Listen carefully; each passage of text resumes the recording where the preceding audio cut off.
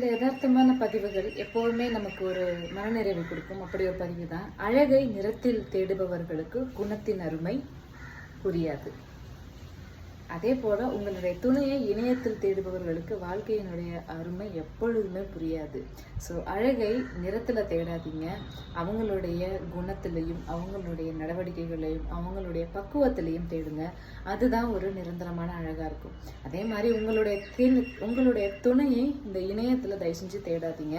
நிறைய பேர் செய்யக்கூடிய தவறு இதுதான்.